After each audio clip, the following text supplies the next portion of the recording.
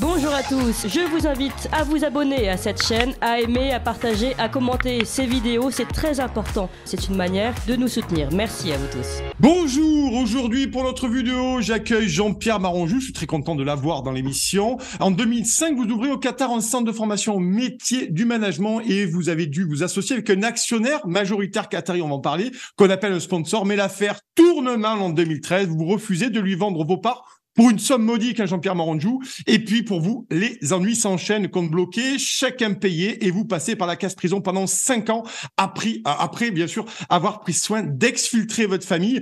Vous avez été libéré en 2018 et vous ne cessez aujourd'hui de dénoncer la réalité du Qatar, mais aussi sa mainmise un peu partout dans nos affaires publiques et politiques. Et vous avez d'ailleurs écrit plusieurs livres à ce sujet, dont notamment Captif, paru en 2013 aux éditions Les Nouveaux Auteurs, incarcérés, éditions Les Nouveaux Auteurs en 2019. Et dernièrement, Le hasard n'existe pas aux Éco-éditions en mai 2022. Bonjour Jean-Pierre Maronjou. Bonjour Nicolas. Comment allez-vous? Très très bien. Toujours debout, et je compte bien le rester longtemps sans baisser la nuque. Bon, mais très bien. En tout cas, vous avez une voix qui porte et moi, je suis très, très content ce matin de vous recevoir dans cette vue de haut. On va parler de ce Qatar, bien entendu, parce que là, ça commence vraiment à se voir, cette histoire du Qatar. Vous en parlez depuis longuement, parce que vous avez été au Qatar enfermé, incarcéré, comme le titre de votre livre. Donc ça vous connaît. Je voudrais que Jean-Pierre Maronjou, pour commencer cet entretien, et merci d'être là avec nous depuis le Gabon, est-ce que le petit retour en arrière sur la Coupe du Monde au Qatar, vous, quel regard avez-vous porté et est-ce que finalement, j'ai envie de vous dire que le boycott, c'est passé un peu à l'as.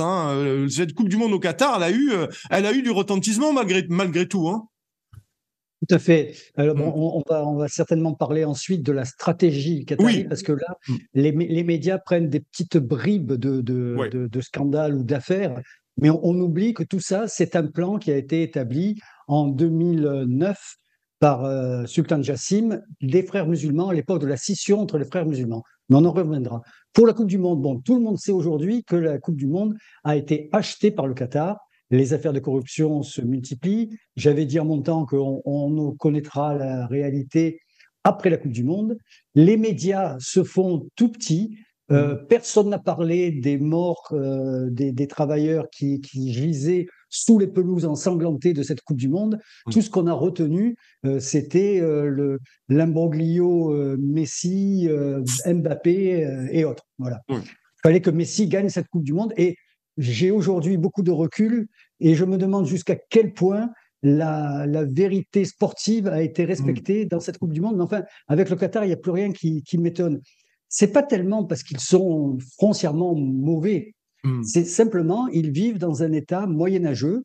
Ils ont reçu énormément d'argent il y a 50 ans. Avant ça, c'est un pays en voie de développement où les gens vivaient dans le désert et se nourrissaient de lait de chameau. Il faut bien comprendre ça. La nouvelle génération, elle, a reçu toute une manne et pense que le système capitaliste, c'est on achète ce que l'on veut et on fait ce que l'on veut. Donc la Coupe du Monde, oui, elle a été achetée, tout le monde le sait, il n'y a personne qui en doute. Elle a été achetée par des compromissions au plus haut niveau. Bon, Nicolas Sarkozy a été cité longtemps. Là, Jean-Pierre Maronjou, je me permets, c'est fort de dire, c'est vos propos, bien entendu, que vous assumez, bien entendu. Mais c'est vrai que c'est fort de dire que la Coupe du Monde a été achetée. Voilà, ça vous engage, mais. On le sait, les procédures judiciaires l'ont prouvé. On a simplement retenu les sanctions. Bon, on a condamné quelques lampistes, mais il est parfaitement clair qu'à tous les niveaux, s'il y avait encore que la Coupe du Monde, la Coupe du Monde, c'est l'événement le plus suivi dans la planète. Donc ça a donné un éclairage extraordinaire au Qatar. Mais les championnats d'athlétisme, pareil, il y a des procédures. Il y a 7 compétitions mondiales qui permettent au Qatar d'exister sur un plan médiatique et de lisser leur image. Ça fait partie d'un plan de communication. Alors après, les gens qui sont mêlés là-dedans, soit pour des raisons politiques, on a besoin du Qatar pour acheter des Rafales, on a besoin du Qatar pour intervenir dans des pays où Marianne aurait peur de trousser ses jupons, on a besoin du Qatar pour faire le lien entre la Russie et l'État. Tout ça fait que le Qatar bénéficie d'une impunité au niveau juridique. D'ailleurs, récemment, Nasser Al-Khalifi, qui est au cœur de toutes ces affaires que je viens de citer, vient d'être absous par la justice française, même s'il est encore condamné par la justice suisse. Ça, c'est intéressant. Oui, allez-y, continue. Tout ça fait partie d'un plan très précis qui a été établi dans les années 2008-2009, au moment de la scission des frères musulmans, parce qu'il faut bien comprendre que les frères musulmans ont un réseau mondial et particulièrement en Europe qui est extraordinaire. Et ils ont infiltré par le système d'entrisme les municipalités, les conseils régionaux, les ministères, la communauté européenne bien évidemment, mais aussi aux États-Unis. Et le Qatar finance tout ça. Le Qatar et puis ses alliés ponctuels qui peuvent être parfois le Maroc, parfois la Turquie. Alors c'est intéressant, bien entendu. Moi j'ai une question aussi, et après on va parler, vous savez, de Qatargate au sein du Parlement européen, mais comme vous dites, c'est des bribes, les médias en parlent des bribes, et on va parler des médias. Tiens, je suis quand même assez surpris effectivement que les médias n'aient pas beaucoup parlé de ces sujets-là, notamment du nombre de morts. Il y a eu quelques articles, mais pas tellement. Mais au-delà de ça, moi je suis très surpris. Vous allez me dire ce que vous en pensez, que des célébrités qui sont toujours promptes à dénoncer les discriminations de toutes sortes, par contre sur le Qatar, eh ben là, elles ont été étrangement silencieuses, ces personnalités-là, ces célébrités-là, toujours éprises de paix et de liberté, finalement. Tout à fait, ce sont des célébrités du monde public qui sont subventionnés et financés par le Qatar. Ils sont donc muselés au niveau du portefeuille. Zidane ne peut pas parler du Qatar parce qu'avec tout ce qu'il a reçu, c'est impossible. Teddy Riner, alors on parle des icônes du sport français là, puisqu'on parle de la France, on pourrait parler d'autres pays. Teddy Riner, qui est le lobbyiste du Maroc, qui est subventionné par le Qatar. Platini, n'en parlons pas. Platini, il est mêlé dans toutes ces histoires de Coupe du Monde et bien d'autres. En fait, ces gens-là ne peuvent plus parler. Mais il n'y a pas que ces gens qui sont des têtes d'affiche. Il y a également les journalistes et les chaînes de télévision pour qui les droits de retransmission constituent un pactole incroyable, qui avaient tout intérêt à ne pas se mobiliser contre la tenue de cette Coupe du Monde de la honte. Je continue à le dire, ce n'était rien d'autre qu'un immense show lamentable. Alors, on va aller sur le Qatargate, et je vais rappeler les faits parce que c'est important, le Qatargate au Parlement européen, parce que là, on n'est plus sur la Coupe du Monde, mais au Parlement européen, et on va faire la passerelle, bien entendu. Rappel des faits, le 9 décembre dernier, l'eurodéputé grec Eva Kaili, alors vice-présidente du Parlement européen, est interpellée à son domicile bruxellois avec 150 000 € cachés en petites coupures dans des bagages à main et des sacs de voyage. Son père, qu'elle a averti quelques instants plus tôt, c'est formidable, est intercepté, lui, avec près de 500 000 € alors qu'il tente de prendre la fuite. En tout, 1,5 million d'euros sont saisis ce jour-là par la police fédérale belge à l'occasion de 16 perquisitions. 5 personnes sont placées en détention. Depuis, d'autres interpellations ont eu lieu en Belgique ou encore en Italie. Et l'enquête aujourd'hui est dirigée par le juge belge, Michel Claes, spécialiste de la criminalité financière.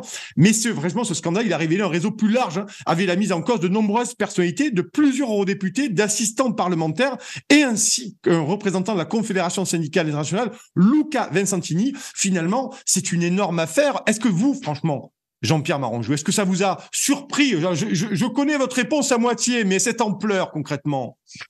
Mais pas le moins du monde. Je revenais en début d'interview là pour vous dire qu'il s'agit d'un business plan qui a été établi par les frères musulmans et le Qatar en 2009 et qui consistait sur plusieurs aspects.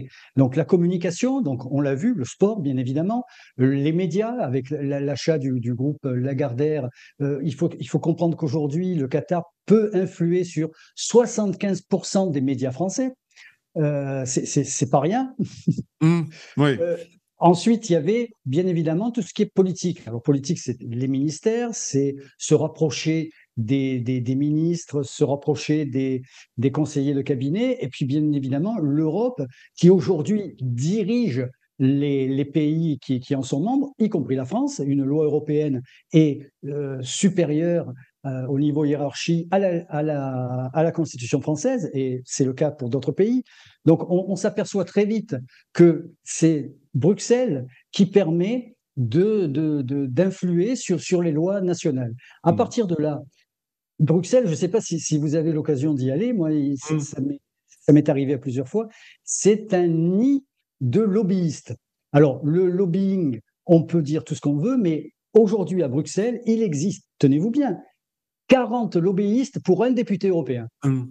Le pauvre gars, il est submergé, il ne peut pas travailler. Il est submergé par des gens qui veulent lui vendre des voitures, des usines, et submergé par les Qataris, les Turcs, les Marocains et autres, toutes ces dictatures, les Russes aussi, il ne faut pas oublier les Russes et les Chinois, toutes ces dictatures qui ont intérêt à faire passer des lois qui les arrangent au niveau économique, au niveau politique, qui peuvent se permettre d'influer sur la communication des gouvernements. Et ces gens-là ne sont plus capables de pouvoir travailler. Alors là, on parlait de 150 000 euros trouvés, mais c'est du pipi de chat. C'est de la franche rigolade. On parle de millions, voire de milliards qui circulent sous le manteau. Alors, tout le monde est concerné. Il n'y a pas que les députés français ni grecs. Tout le monde est concerné, les Allemands, les Belges, les Suisses, enfin tous les gens qui font partie de cette commission, les Suisses peut-être pas, mais eux ont d'autres moyens financiers. Mais ça faisait partie de ce plan qui se servait de la France comme marchepied, comme entrée dans l'Europe, qui se servait du Royaume-Uni pour le système financier qui était très permissif. Et ensuite, la communauté européenne, alors là, c'était la porte ouverte à tout. Il faut bien comprendre que les États-Unis ne sont pas de reste quand il s'agit du Qatar, puisque c'est de loin l'allié le plus sérieux du Qatar, qui les maintient, qui les soutient militairement. Comment ça se passe, Jean-Pierre Maranjou, entre les États-Unis, selon vous, et le Qatar? Quelles sont les raisons de cet intérêt, de ces soutiens et de ces collaborations, selon vous, entre les États-Unis et le Qatar? C'est complètement géopolitique. Vous avez à quelques encablures, on peut même y aller en pédalo si on veut, l'Iran, la Turquie de l'autre côté, et la base américaine au Qatar est la base la plus importante du Moyen-Orient. Donc, le Qatar a longtemps été, c'est toujours le cas, mais même s'il a pris la distance, un pays CIA où toutes les informations sont filtrées, où la communication est dictée aux Qataris. Tout ça, c'est un échange de bons procédés. Alors, les États-Unis jouent un petit peu entre l'antagonisme entre l'Arabie Saoudite, qui est aussi un allié très proche des États-Unis, et le Qatar. Mais d'ailleurs, on l'a vu au moment du blocus du Qatar, la position des États-Unis a été très claire. Il était hors de question que le Qatar tombe sous les chars saoudiens. Toute la région est dictée par la politique américaine dans le coin. Le Qatar, eux, finance à la fois en termes d'énergie au niveau du gaz et du pétrole, et qui constitue un réservoir d'appoint pour les États-Unis. Et en même temps, c'est un allié géostratégique hyper important. Mais quand je vous écoute, j'ai quand même l'impression qu'on connaît, on parle de ce Qatar Gate bien entendu, qu'on connaît son imprégnation dans l'Union européenne. Est-ce que j'ai envie de vous poser la question, Jean-Pierre Maranjou, est-ce que l'intérêt des États-Unis d'avoir le Qatar dans un giron géopolitique, est-ce que ça sert aussi finalement comme agent déstabilisateur? C'est la question que j'ai envie de vous poser. Tout à fait. Quand vous parlez des financements au sein de l'Union européenne, on a l'impression que c'est un agent déstabilisateur, selon vous. Vous écoutez? Complètement. Alors, déstabilisateur sur certains dossiers. On peut parler de la Libye, on peut parler de la Syrie, où le Qatar a eu un rôle extraordinaire. D'ailleurs, Sarkozy s'est pas gêné d'utiliser le Qatar en Libye pour les résultats que l'on connaît. Mais en même temps, de stabilisateur quand il s'agit de discuter avec la Syrie, quand il s'agit de discuter avec Poutine, c'est bien souvent le Qatar qui fait le lien. Et là où la diplomatie européenne et la diplomatie américaine ne peut plus le faire, pour des causes de communication et d'opinion publique. D'accord. Le Qatar n'a pas d'opinion publique, donc ils peuvent se permettre ce qu'ils veulent, il n'y a pas de souci. Cette notion de pas d'opinion publique est intéressante, effectivement. Ben oui, Al Jazeera a été créé avec le soutien des Américains au moment de la guerre de l'Irak, qui était la voix arabe sur ce conflit-là. Aujourd'hui, les Américains ont quitté Al Jazeera et c'est le Qatar qui diffuse ses propres informations. Elles sont parfaitement ciblées à destination de tout le monde arabophone. Il faut voir les antennes satellites qui fleurissent partout en Europe. Les pays du Maghreb sont complètement submergés. Al Jazeera, c'est la voix de l'islam. Il faut bien se mettre ça dans la tête. Alors, ça met très en colère les voisins saoudiens qui essaient de faire pareil de leur côté, mais ça met l'opinion publique occidentale sous contrainte d'une information qui est complètement biaisée. Quelques chiffres, parce que vous connaissez bien le Qatar, on l'a rappelé en début d'émission, bien entendu. Il y a combien d'habitants au Qatar, concrètement? Et c'est un petit pays, un petit émirat, le Qatar. C'est pas immense, on est d'accord, Jean-Pierre Maranjou? Non, c'est tout à fait petit. Il y a 3 millions d'habitants et 300 000 Qataris. Le reste, ce sont des expatriés entre guillemets, en fait, ce sont des gens qui travaillent là, qui sont payés ou pas, qui travaillent en état, la plupart du temps, de servitude. Je parlais à l'époque, et ça m'a valu beaucoup d'ennuis, d'esclavage moderne en ce qui concerne le Qatar, mais pour eux, ça n'en est pas. Il faut bien comprendre que l'islam est très permissif avec l'esclavage et que c'est tout à fait normal de nourrir quelqu'un pour qu'il travaille et on n'a pas besoin de le payer et il n'a pas à rentrer chez lui s'il veut, on le mettra en prison. Et j'ai rencontré tellement de gens en prison qui étaient dans ce cadre-là que je peux vous en parler savamment. J'ai rencontré également des Qataris qui étaient opposés au régime parce qu'il ne faut pas tous les mettre dans le même panier, bien évidemment. L'amalgame est toujours préjudiciable quand faire une analyse. Mais j'ai rencontré des gens qui pouvaient prétendre au trône et j'ai gardé des contacts avec eux qui sont toujours en prison, simplement parce que ils ont une vision différente de ce qui se passe actuellement au niveau de la gestion du pays.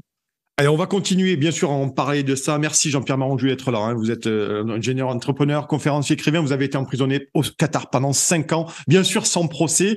Vous avez écrit pas mal de livres là-dessus. Je vous invite à les lire, chers amis. Captif, paru en 2013 aux éditions des Nouveaux Auteurs, Incarcéré, toujours l'édition de Nouveaux Auteurs en 2019. Et dernièrement, votre dernier livre, Le hasard n'existe pas. C'est un roman, éco-édition. Il est paru en mai 2022. La question que j'ai envie de vous poser maintenant, elle est très intéressante. Et c'est vous qui portez finalement le faire dans cette question, c'est que vous estimez, Jean-Pierre Marangeau, que l'Europe est considérée comme le ventre mou de l'Occident. Donc, ça voudrait dire, si je vous suis, que c'est finalement la porte d'entrée pour un soft power beaucoup plus sain, beaucoup plus libéré et totalement assumé, finalement, le ventre mou de l'Occident. Non. Complètement. L'Europe, les frontières européennes sont des passoires. On a bien vu avec la Grèce, avec l'Italie, avec tout ce qui s'y passe. On voit bien que la législation française est ultra permissive et tous ces gens qui arrivent et qui établissent des réseaux, parce que c'est bien gentil de parler de migrants climatiques, de réfugiés de guerre, mais on s'aperçoit quand on regarde les images, c'est essentiellement des hommes, qui sont entre 30 et 40 ans et que l'on retrouve dans des mosquées salafistes et que l'on voit créer des réseaux. On sait très bien qu'il existe une 5e colonne turque en France. On sait très bien que les réseaux islamistes, et on l'a vu récemment avec l'expulsion rocambolesque de l'imam Iqiyoussen, que les propos qui sont tenus sont des propos guerriers. À partir de là, la législation française et cet état de permissivité, de bienveillance de gauche, qui est de dire, ben non, il faut accueillir tout le monde, ces gens-là sont gentils. Je réagissais récemment dans un de mes ouvrages, je faisais l'apologie du journal Le Point, parce que c'est un journaliste du Point qui m'a interviewé alors que j'étais encore incarcéré. Son article a été diffusé dans les Émirats et en Arabie Saoudite, et je suis devenu un héros local là-bas, puisqu'à l'époque, c'était l'époque du blocus contre le Qatar. Et récemment, juste avant la Coupe du Monde, je crois une semaine avant, le rédacteur en chef du Point fait un article élogieux en interviewant Nasser Al-Khalifi, qui est le plus pourri de tous au niveau de la corruption en Europe, et qui racontait le Qatar comme un État bienveillant. Les Qataris sont des gens humbles, gentils, qui ont le souci de l'humanité. Enfin, c'était lamentable. J'engage vos lecteurs à retrouver cet article et à le lire. C'était une déculottade incroyable. Alors, c'est intéressant. Alors, une nouvelle fois, ces propos sont forts et vous engagent, bien entendu, contre Nasser Al-Khalifi et Le Point. Mais c'est intéressant d'avoir votre avis là-dessus, parce que je vous rappelle que vous connaissez bien le Qatar. Vous avez été incarcéré là-bas et vous écrivez aussi. Vous avez beaucoup écrit là-dessus et d'ailleurs, vous écrivez aussi. Vous répondez à pas mal d'interviews dans les médias, pas de Grand Chemin, mais d'autres. On en a parlé finalement de la corruption. On a commencé à en parler. Vous l'avez dit, avec le nombre de lobbyistes à Bruxelles. J'ai envie de vous dire la question que j'ai envie de vous poser, Jean-Pierre Marangeau. Après, on va parler de l'entrisme salafiste et notamment islamiste du Qatar dans l'Union européenne. Sur l'échelle finalement du lobbyiste international à Bruxelles, le Qatar, il se situe où? C'est plutôt haut, plutôt bas avec les uns et les autres? On est vraiment sur la grosse force de frappe. C'est de la grosse force de frappe, bien évidemment, parce que c'est eux qui ont le portefeuille le plus épais. Mais sur ces 40 lobbyistes par député européen, on a de tout. On a les lobbyistes des chasseurs, on a les lobbyistes de l'environnement, du nucléaire, et la partie politique, je dirais qu'elle correspond à 30-35% des lobbyistes sur place. Je voudrais quand même ajouter une précision. Vous avez mentionné mes 5 ans de prison au Qatar, mais avant ça, j'étais président de l'Union des Français à l'étranger au Qatar pendant 6 ans. Et j'ai fréquenté donc tous les ministres, les députés, les hommes d'affaires qui venaient au Qatar et qui repartaient du Qatar les valises pleines et le sourire ravi. Donc j'ai assisté à des transactions et c'est peut-être ce qui m'a conduit d'ailleurs pour que je n'en réfère pas trop, directement en prison. Voilà. Oui, vous aviez fait le préciser parce que vous avez effectivement, vous êtes pas arrivé au Qatar, on vous a pas incarcéré de suite. Il y a eu un passé là-bas et vous étiez en représentation et vous l'avez déjà dit en plusieurs interviews, en train d'accueillir notamment à l'aéroport des hommes politiques français là-dessus sur place. Vous faisiez du protocole, Jean-Pierre Maranjou, finalement. Absolument. Partout où l'ambassade de France ne peut pas intervenir officiellement, notamment dans les affaires qui mêlaient des Français en difficulté avec leur employeur qatari, parce qu'il y avait à l'époque plus de 3000 Français, la moitié travaillaient pour les grands groupes Technip, Total et autres, ceux-là sont protégés, mais les autres sont des gens qui viennent chercher fortune quelque part. À l'époque, la situation économique française était difficile, qui viennent créer leur société, qui veulent travailler en sous-traitance, et ces gens-là se retrouvaient au bout de quelques mois dans l'impossibilité de payer leur loyer parce qu'ils n'étaient plus payés et autres, et l'ambassade, pour des liens diplomatiques, ne pouvait pas intervenir, et c'était donc l'Union des Français à l'étranger et moi, personnellement, qui payait les billets d'avion, qui payait les loyers, qui leur permettait de sortir afin de ne pas se retrouver dans la même situation où je me suis retrouvé moi, alors que là, il n'y avait plus une porte ouverte et il n'y avait plus personne qui me reconnaissait dans la rue. D'accord. Et parce que l'ambassade, finalement, ne pouvait pas faire le job, finalement, ne pouvait pas prendre en charge ces gens-là. Et vous étiez obligé, vous, de jouer, j'ai envie de le dire, la roue de secours, ou du moins essayer de sortir des gens de situations totalement inextricables. C'est ça? Oui. Absolument. Les ambassades, en fait, c'est quoi? C'est la représentation du président de la République localement. Donc, dès qu'il y a une vague dans un pays aussi sensible en termes de géostratégie et de relations économiques que le Qatar, immédiatement, il y a un haut là qui est mis. Alors, tous se sont succédés. Sarkozy, qui lui a fait défiler l'armée française devant l'émir du Qatar lors du 14 juillet, lors de son investiture, c'est la première fois que ça arrivait. Hollande, lui, qui a fait ce qu'il faisait de mieux, c'est-à-dire rien, et qui s'est surtout mêlé de rien. Et puis Macron, qui, dans son premier discours, a défini le Qatar comme un pays corrupteur, esclavagiste, et qui aujourd'hui fait des ronds de jambes pour permettre à la France d'exister au Moyen-Orient. Oui, alors encore 3 minutes avant le bulletin info là-dessus sur Emmanuel Macron, et après on parlera en seconde partie d'émission bien entendu du Qatargate plus largement. Emmanuel Macron, selon vous, il a changé son positionnement de son premier mandat, du début de son mandat à maintenant sur les relations et sur le regard, sur les déclarations qu'il a pu faire envers le Qatar ou contre le Qatar, Jean-Pierre Maranjou? Emmanuel Macron, c'est monsieur en même temps. Donc, il est capable de dire tout et son contraire dans les 10 minutes avec un aplomb extraordinaire. Donc, on ne sait pas ce qu'il a en tête. Il a condamné le Qatar au début. Aujourd'hui, le Qatar est un ami proche. Donc, on ne sait pas. Demain, il peut décider, parce qu'il y a une affaire qui le gêne, que le Qatar n'est plus fréquentable. Et puis, la semaine d'après, considérer qu'il faut l'aider. Regardez sa position avec la Russie de Poutine. Alors, on arme Kiev, mais en même temps, il ne faut pas trop faire de mal à la Russie parce qu'on ne sait jamais ce qui peut se passer. Bon, c'est plus de la politique, là. C'est de la maternelle. Les gens changent d'avis en fonction de l'humeur du moment. Oui, parce que la Macronie par rapport à Qatar, on voit bien qu'il y a quand même des sauts de chat. Finalement, on voit bien que c'est assez tangent là-dessus. Mais il a vraiment changé par rapport à ça, Emmanuel Macron, parce que bon, il veut pas se mettre à dos. D'ailleurs, on l'a vu. On rappellera tout de même Emmanuel Macron dans les tribunes du stade. Enfin, ça a été quand même ridicule. Il faut le dire de tout de go. On est d'accord. Il n'a pas peur du ridicule, et c'est peut-être ce qui le rend sympathique pour certains Français. Il est capable de tout. Bon, alors, est-ce son jeune âge politique ou sa personnalité un petit peu dérangée qui fait ça? Mais il est clair que l'image qu'il donne de la France, c'est quelque chose qui n'est pas glorieux. Alors, nous sommes avec Jean-Pierre Maranjou, bien entendu, on va parler du Qatargate à la seconde partie de l'émission, mais nous allons immédiatement, il est 8h58, nous allons passer au bulletin d'information avec Emmanuel Noël et Franck. Ligne droite. Très haut, il y a une place pour nos idées. Vue de haut.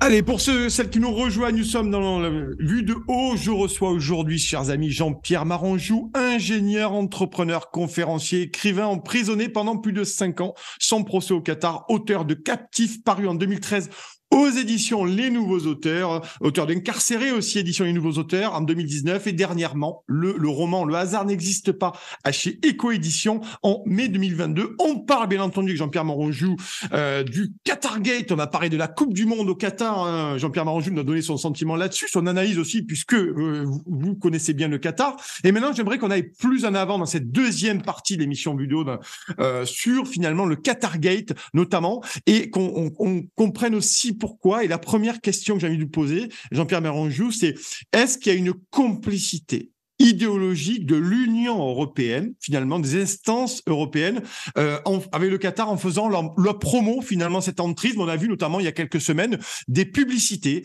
ou de la communication, avec des femmes voilées. Est-ce que ça aussi, on peut y voir derrière l'empreinte du Qatar, Jean-Pierre Maronjou, ou pas? Ah non, une complicité idéologique, non. D'accord. Faut pas rêver. L'Europe n'est pas islamiste. Par contre, une complicité financière, absolument. Aujourd'hui, le Qatar, qui est à l'origine avec la Turquie de cette communication avec les femmes voilées, n'oublions pas également, encore une fois, on y revient toujours parce qu'ils sont au cœur du débat, le wokisme américain qui déferle sur l'Europe et qui permet à toutes ces associations d'exister et d'être financiers. Donc oui, cette communication, elle a reçu des subsides du Qatar, de la Turquie et des associations wokistes américaines. C'est parfaitement clair. Alors après que l'Europe, par déni, par malhonnêteté, parce que les députés européens se divisent entre gens qui sont sous pression, entre gens qui sont honnêtes, et entre autres gens qui sont, eux, foncièrement malhonnêtes et qui sont là pour engranger un patrimoine. Donc, oui, il existe une poussée forte au niveau de l'argent qui permet de passer outre à l'idéologie européenne, qui devrait être l'idéologie historique, et donc chrétienne. L'Europe est chrétienne. Mais aujourd'hui, on met ça de côté. C'est devenu un gros mot d'être chrétien, c'est devenu un gros mot d'être souverainiste, c'est devenu un gros mot de défendre les intérêts de son pays. Il faut défendre une idée de l'Europe, qui est une idée, même si elle a été conçue par des Français, qui est une idée promue par les États-Unis au terme de la mondialisation. Et je dirais même que ça va au-delà maintenant des gouvernements. On est face aux financiers qui se sont regroupés et qui crée, qui dirige le monde. Vous avez cité quelques-uns de mes romans. Je vous conseille Le Châtiment des élites, où on s'aperçoit que le monde est dirigé par 300 personnes qui se jouent un petit peu des gouvernements. Et la réalité d'aujourd'hui, c'est ça. Aujourd'hui, on peut dire, et tant mieux qu'en France, on puisse discuter comme on le fait aujourd'hui, mais très vite, on va s'apercevoir que la parole et la liberté d'expression ne sont plus que des mots. Oui, c'est de plus en plus compliqué en tout cas, mais nous on est très contents de vous avoir, bien sûr, Jean-Pierre Maronjou sur Ligne Droite, radio totalement indépendant. Et n'hésitez pas notamment à faire des dons. Merci beaucoup. Soutenez la presse indépendante, ce qui nous permet de recevoir des interviews, des invités comme Jean-Pierre Maronjou. Finalement, quel lien, vous avez parlé de wokisme, Jean-Pierre Maronjou, c'est quoi le lien entre le wokisme, l'Union européenne et les instances européennes et l'influence du Qatar, concrètement, ce wokisme? Le wokisme pour la filière islamiste qui tend à islamiser la planète, parce qu'en fait, le djihad, c'est ça. Et leur rêve ultime, c'est qu'un jour, toute la planète soit musulmane, et musulmane dans le respect de la charia. Bon. Le wokisme, c'est un outil comme la Commission européenne en est un, c'est-à-dire ce sont les universités américaines qui défendent qui se battent contre ceux qui est appelé le privilège blanc. Il faut donc que les blancs s'excusent, prennent du retrait. C'est l'ultra-féminisme, c'est le racialisme. Ils se servent de ça pour financer la déstabilisation des démocraties qui, elles, sont laïques. Le terme laïque est un gros mot pour le Qatar, mais enfin pour tous les extrémistes islamistes. Oui, et donc c'est utilisé, c'est un outil, et c'est ce que c'est un outil aussi, vous l'avez dit un peu, au-delà même de déracinement littéral des populations. des populations. Donc ça fait partie des outils de ça aussi pour déstabiliser profondément les populations européennes et pour aussi peut-être, vous l'avez dit, vous parlez du ventre mou de l'Occident, je vous le cite Jean-Pierre Marandjou, pour finalement que le Qatar, avec ses financements, puisse aussi venir plus en avant dans cette Union européenne et avec la complicité de certaines institutions, mettre en place son soft power. C'est ça aussi l'idée derrière?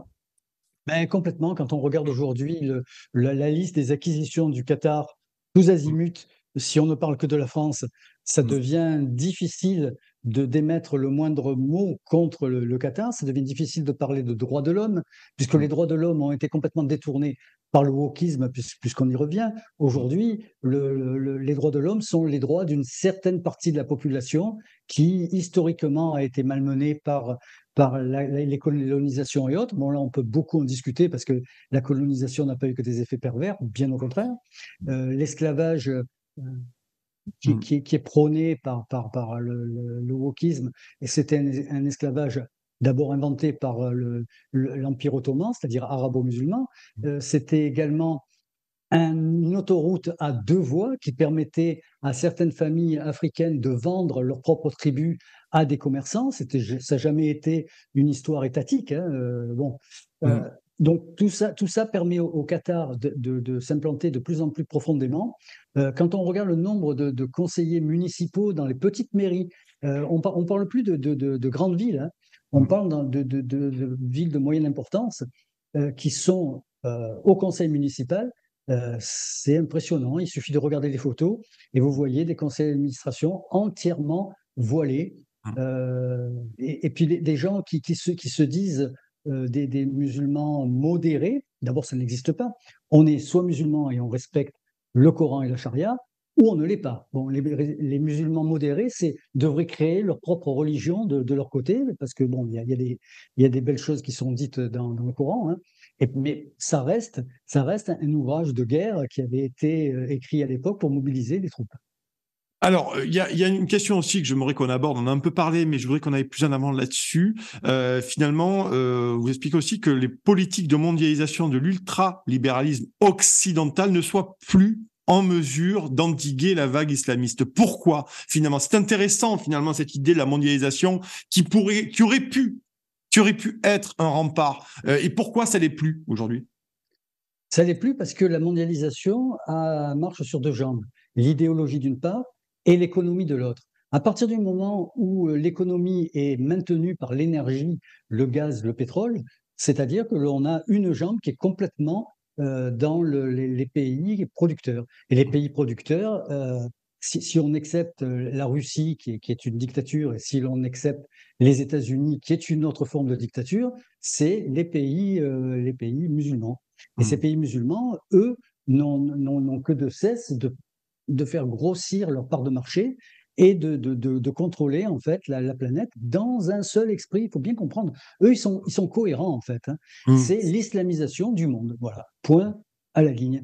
Et quand vous voyez que les pays arabes, par exemple, en termes d'industrialisation, ils ont le pétrole, mais ils sont incapables de construire une voiture. Il n'y a pas de voiture arabe. Si, il en existe une en Malaisie, c'est la Proton, parce que la Malaisie est séparée entre les Indiens, les Chinois et les Bumiputras, qui sont des musulmans. Mais pas d'industrialisation. Donc, on se prépare à une civilisation très très vite, d'ici 20 à 30 ans, où les gens resteront chez eux, mangeront avec les mains, et puis iront à la prière 4 ou 5 fois par jour. Et puis, point, ils seront entièrement dirigés par une espèce de conglomérat financier qui, eux, tirera les marrons du feu. Mais on pourrait le voir autrement, Jean-Pierre Marandjou, vous allez me dire si vous partagez mon avis là-dessus. On pourrait penser aussi que la mondialisation, finalement, a réduit les gens, a abruti une partie de la population, les a déracinés pour être plus propre là-dessus. Et finalement, quand on déracine les gens et qu'on les abrutit quelque peu, ça permet aussi à une certaine forme d'emprise islamique de faire son apparition chez de nombreux individus aussi. Quand vous avez une structure intellectuelle qui s'affaiblit, qui se dématérialise, après, au moment donné aussi, vous avez la nature horreur du vide, j'ai envie de vous dire. Donc, est-ce qu'aussi la mondialisation a fait que, quelque part, elle a permis elle a permis aussi une certaine forme d'entrisme islamique. D'ailleurs, on le voit d'ailleurs avec l'Union européenne, qui est le cheval de Troie, je le dis, ça c'est mon avis, de la mondialisation. Donc il y a ça aussi peut-être, non, quelque part? Peut-être, certainement. On n'a pas parlé d'éducation. On voit à quel point l'éducation a périclité en France et partout en Europe, sous la pression des gouvernants. Aujourd'hui, on a des étudiants qui sont complètement déboussolés ou alors complètement récupérés par l'islam et par le wokisme. La mondialisation, elle, ce qu'elle souhaite, c'est avoir des peuples corvéables, que l'on puisse déplacer les usines d'un côté à l'autre, que l'on n'ait plus de contrat de travail à durée indéterminée, que d'un jour à l'autre, on vous envoie en Chine, aux États-Unis, en Afrique ou ailleurs, pour que vous puissiez travailler. Et qu'est-ce qui rend corvéables les populations ouvrières? C'est les religions ou le sport.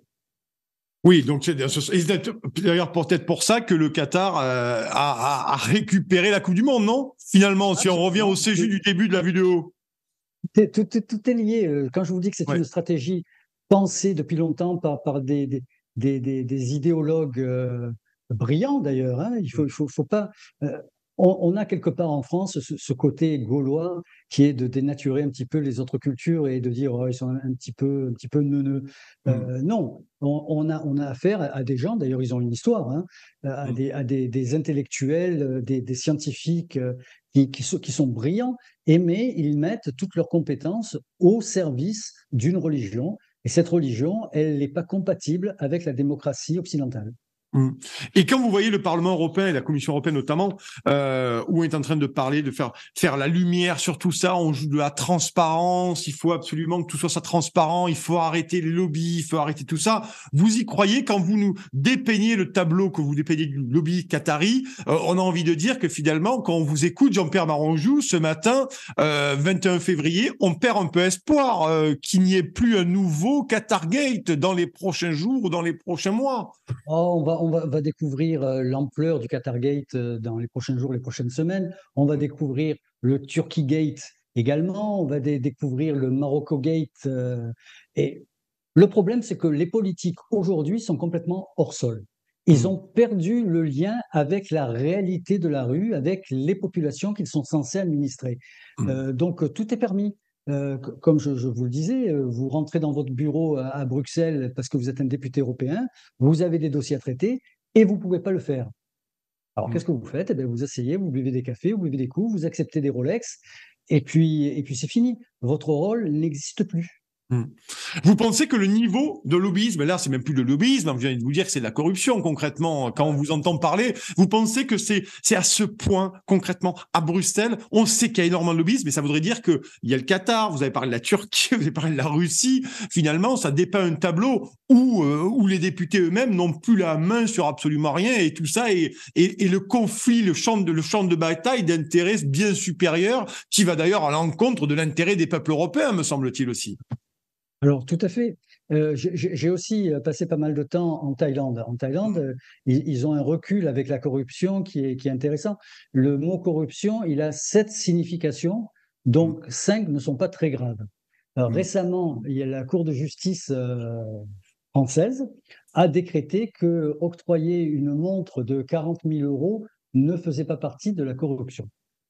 Donc, il y a plus de limite entre lobbyisme, qui est l'action d'essayer d'influencer un décideur sur vos propres convictions, et la corruption qui est de lui donner un billet pour qu'il se range à votre opinion. La limite, elle est tellement ténue qu'on n'arrive plus à faire la différence. Dernière question avant qu'on arrête cette interview, et merci Jean-Pierre Maranjou. Qu'est-ce qu'il faudrait faire finalement pour ne plus avoir de Qatargate, notamment en France? On va parler de la France. Hein. Qu'est-ce qu'il faudrait faire selon vous? Quelles seraient les mesures à prendre? Déjà, il faut revenir à nos frontières. Il faut rechanger la Constitution en interdisant aux lois européennes d'avoir la prépondérance sur les lois françaises et pouvoir décider de notre propre volonté et décision politique sur les engagements sécuritaires, économiques et éducatifs. Donc vous pensez, vous, concrètement, si je vous écoute et je vous entends, que la souveraineté serait un bon antidote pour ne plus avoir finalement de Qatargate, peut-être d'entrisme, c'est ça? La souveraineté, le retour? Complètement. Je renvoie tout le monde aux ouvrages du général de Gaulle, qui avait compris bien avant tout le monde ce qu'était la souveraineté éclairée, qui est le contact et l'échange avec les autres pays, mais en gardant sa souveraineté politique et économique. Ben merci beaucoup Jean-Pierre Maranjou d'avoir été là ce matin avec nous sur Ligne Droite sur cette vidéo. Ingénieur, entrepreneur, conférencier et écrivain. Vous avez été emprisonné pendant plus de 5 ans sans procès au Qatar. Plusieurs livres, lisez-les. Auteur de Captif, paru en 2013 aux éditions Les Nouveaux Auteurs. Incarcéré aux éditions Nouveaux Auteurs en 2019. Et dernièrement, le roman Le hasard n'existe pas, éco-édition, paru en mai 2019. Merci beaucoup Jean-Pierre Maranjou. Passez une excellente journée au Gabon. Merci beaucoup. Vous appréciez cette émission? Alors aidez Radio Courtoisie à en produire d'autres en indépendance totale. Rendez-vous sur soutenir.radiocourtoisie.fr. Merci d'avance.